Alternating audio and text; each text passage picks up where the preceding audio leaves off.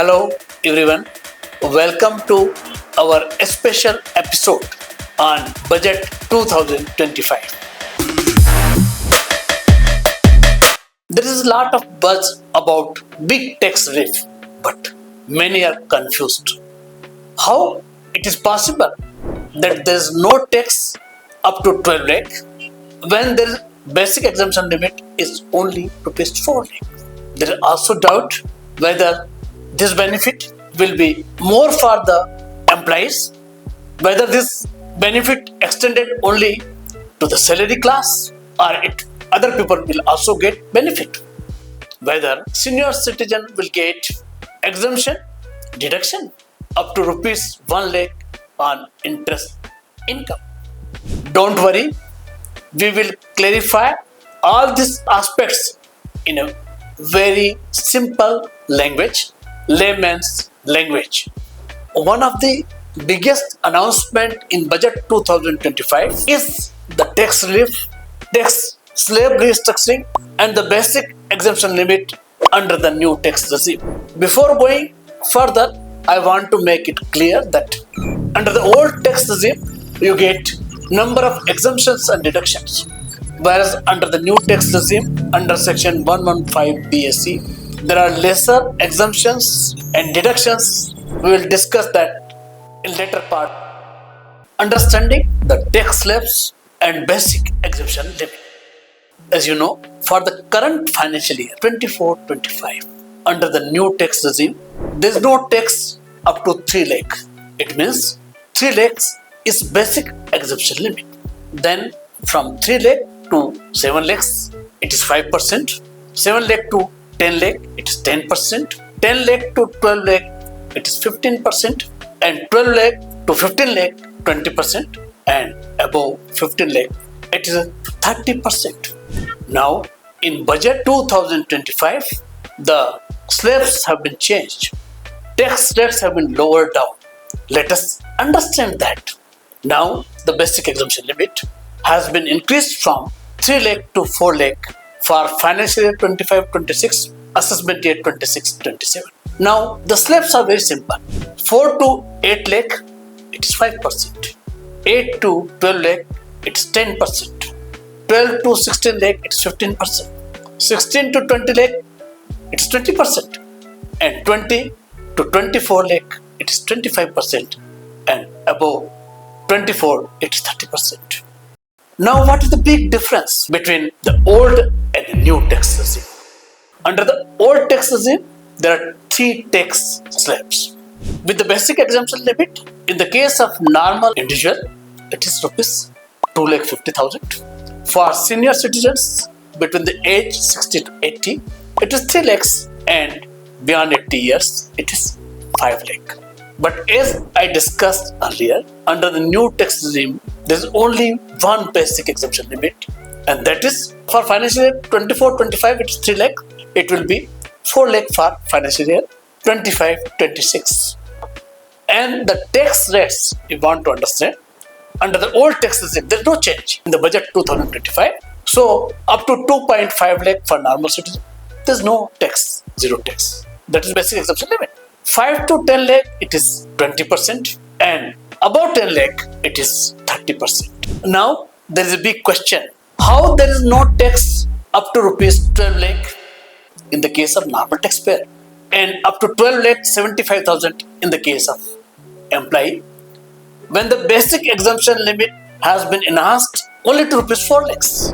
The reason behind this is the enhancement of tax rebate under new tax regime from rupees 25,000 to rupees 60,000. Let us understand the controversy of 12 lakh by one of the example. If you presume that your total income is 12 lakh, or in case of an employee, 12 lakh is the income after allowing the standard deduction of rupees 75,000, which is available under the new tax regime. Now, the basic exemption limit is rupees 4 lakh. So, you are not required to pay any tax on 4 lakh. 4 to 8 lakh on 4 lakh at the rate of 5%, the tax will be 20,000 rupees. Now, next 4 lakh, 8 to 12, the tax is at the rate of 10%. So it is 40,000. So 20,000 plus 40,000 is 60,000. So the tax payable on rupees 12 lakhs works out to 60,000. And under section 87A, you get rebate of rupees 60,000. So 60,000 minus 60,000, no tax is payable. Is the limit for the salaried employees is higher than rupees 12 lakhs. So here, under the new tax regime, under the head salary, the employee get standard deduction of rupees 75,000. So in the case of an employee, the limit in which the tax is not payable will be rupees 12 lakh 75,000 instead of rupees 12 lakh due to the standard deduction. What if my income is slightly more than rupees 12 lakh? For example, your total income is rupees 12 lakh 10,000. Now, if we apply the tax slabs, then your tax payable works out to rupees 61,500 on rupees 12 lakh 10,000. Now, it will be injustice that your income has been increased only by 10,000 rupees, but you are required to pay 61,500. So here is the good news. There is a provision of marginal relief under section 87A. How it works? In case your income is slightly over than rupees 12 lakh, then the tax payable will not exceed the incremental income. For example, in present case, your income is increasing by 10,000 rupees. Tax payable is coming at 61,500. So you are required to pay the tax of rupees 10,000 only on income of rupees 12 lakh 10,000. Now we can take another example. You have the income of 12 lakh 50,000. Your tax payable works out to rupees 67,500. Now your income has increased only by 50,000 rupees, but the tax you have to pay 67,500. Therefore, again, the question of marginal relief will come, and you have to pay only the tax up to the enhanced income, that is 50,000 rupees. So tax will not be payable 67,500, but only 50,000 rupees. Why the marginal relief? You should not pay tax more than the incremental income. But this marginal relief will not be available if you have income of rupees 12 lakh 75,000. In that case, the tax payable works out to rupees 71,250. So that is less than your income that has been increased, that is 75,000 above rupees 12 lakh. So in this situation, you will not get the benefit of marginal relief. Whether the tax rebate up to rupees 60,000 will also be available to the non-resident. It has been made very clear in section 87A that the tax rebate is allowable only to the resident individuals, and therefore non-resident will not get benefit of the tax rebate. Whether the tax rebate is allowable where the total income exceeds rupees 12 lakh after deducting standard deduction in the case of employees, and in other case otherwise. The answer is no, because the tax rebate under section 87A is allowed only to the resident individual whose total income does not exceed rupees 12 lakh. Does this limit of rupees 12 lakhs also apply to the income under the head capital gains? There are special provisions for computation of capital gain under section 111A in respect of sale of listed shares through stock exchange. The tax is charged at the rate of 20%. Similarly, where the long-term capital gain arises from sale of listed share through stock exchange, that is charged at the rate of 12.5%. Similarly, the capital gain is charged in other cases at a special rate, long-term capital gain under section 112. So it has been made very clear that the tax rebate under section 87A will not be allowed, shall not be allowed on the income which is chargeable to tax at a special rate.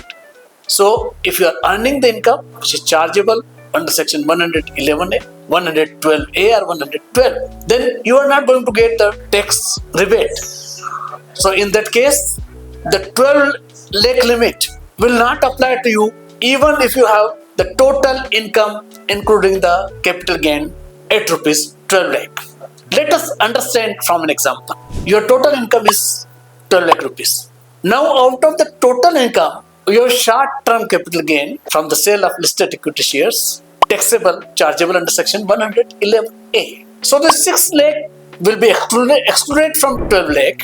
On the 6 lakh at the rate of 20%, tax will be 1,20,000. Now your remaining income of rupees 6 lakhs, on that 6 lakh the rebate will be computed.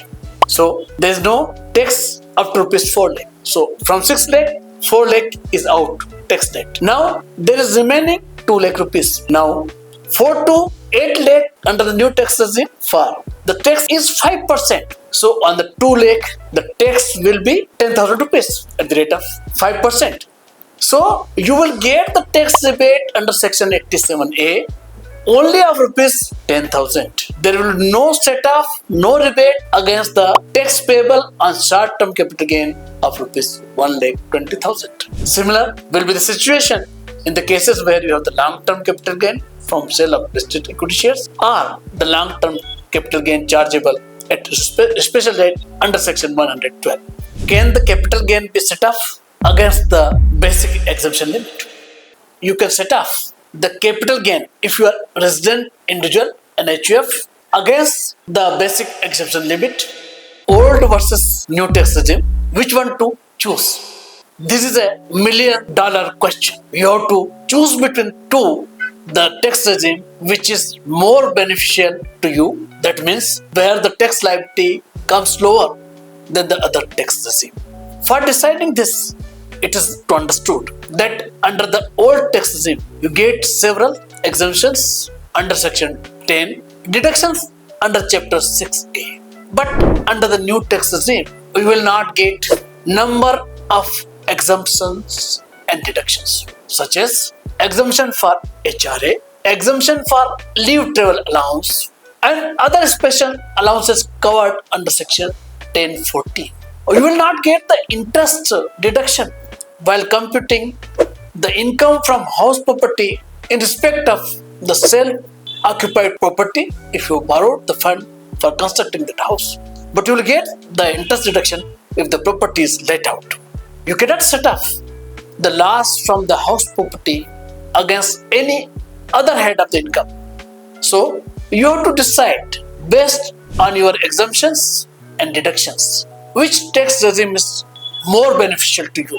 If you don't have many deductions, the new tax regime offers higher tax exemption limit, lower tax rate, and it is very simple. Let us understand how to select the tax regime with examples. We can take the example of total income of rupees 12 lakh. So if you want to switch to the old tax regime, then the tax payable works out to rupees 1,72,500. How? There is no tax. Basic exemption limit is up to rupees 2.5 lakhs. 2.5 lakh to 5 lakh, the tax rate is 5%. So on first 2,50,000, tax will be 12,500. Next 5 lakh, the tax will be at the rate of 20%. So that will be 1 lakh rupees. And about 10 lakh, the tax will be 30%. So on 2 lakh rupees, first 2,50,000 free, 2,50,000 with 5%, 5 lakh with the 20%, that become 10. Now the remaining 2 lakh will be charged at the rate of 30% to 60,000 rupees. So the total tax works out to 12,500 plus 1 lakh plus 60,000 is equal to rupees 1,72,500. Now under the old tax regime, the tax rebate is available up to rupees 5 lakh. So here your income is exceeding 5 lakh rupees. So you will not get tax rebate. So tax payable will be rupees 1,72,500 on your total income of 12 lakh rupees. Now we go to the new tax regime. I have already discussed in preceding part of discussion that up to 12 lakh the tax payable is 60,000 rupees and you get the tax rebate of 60,000. So no tax is payable. So think over which is the best regime for you. It is the new tax regime. No, versus against 1,72,500 on the old tax regime, you are paying only no tax under the new tax regime. Now let us change this example. Your total income is 12 lakh rupees, out of which you are eligible for HRA exemption of rupees 2 lakh, leave travel allowance of rupees 1 lakh. So out of total income, the exemption will be allowed. So now that become 9 lakh rupees. You are also on the gross total income. You have invested in PPF. For example, you invested in PPF or GPF or any other investment which is eligible for deduction under Section 80C. The deduction allowable is rupees 1 lakh. Now your total taxable income comes to rupees 8 lakh rupees. Let us compute the tax under the old tax regime. Up to 2,50,000 no tax. Now next 2,50,000 to 5 lakh, it's 5%. On 2,50,000 the tax works out to 12,500, and next 3 lakh it is 20%. So tax works out to 60,000 rupees. So now you have to pay tax of rupees 72,500. So in this case, again the total income under the old tax regime is exceeding 5 lakh rupees. You will not get the tax rebate. So even after the deductions and exemptions of 4 lakh rupees, the tax is coming at 72,500. We have already discussed the tax rates, tax exemption limit, basic exemption limit under the old tax regime and under the new tax regime. Applying those rates, rebates and exemption limit, you can compute your tax liability under the new tax regime and the old tax regime, and after the tax regime where the tax liability is lower. When and how to switch the tax regime? We have already discussed the benefits of tax regime and also of the old tax regime. Now, in case you are the employee and you don't have any income from business or profession, you may have other income, but you do not have any income from the business or profession, then you can switch from the new tax regime to old tax regime every year. This switching can be done at the time of filing the return within the due date prescribed under Section 139(1). This has to be remembered. If you file a belated return, you may not be entitled to switch the tax regime. Another question comes here. Many employees keep asking. At the beginning of financial year, they are required to exercise option before their employer for the purpose of TDS under Section 192. So for example, they have selected the new tax regime, and at the time of filing the return of income, they come to the conclusion that tax liability come lower under the old tax regime. Then they can switch the tax regime at the time of filing the return of income. If you have the income from business or profession, once you switch to the old tax regime, you can get one chance to come back to the new tax regime. After that, you cannot change the tax regime in your lifetime. Is the interest deduction limit has been enhanced to rupees 1 lakh for senior citizens? There are number of newspaper reports, media reports, in which it is said that the deduction limit on interest income has been enhanced from rupees 50,000 to rupees 1 lakh. In this regard, I want to make it clear that there is no change in Section 80 TTB, which allows the deduction on interest income up to rupees 50,000 for senior citizens. The change has been made in the TDS provision, in which earlier the TDS were deductible if the interest income in the case of senior citizen exceeds rupees 50,000. Now this limit has been enhanced to rupees 1 lakh. So senior citizen friend should not be confused that the deduction limit under Section 80 TTB has been enhanced. There is no such enhancement. Only the change has been made on the deduction of TDS, where it will be an enhanced limit of rupees 1 lakh. With the right planning, you can maximize your tax savings. Keep watching our channel for more such insightful videos. Thanks to everyone.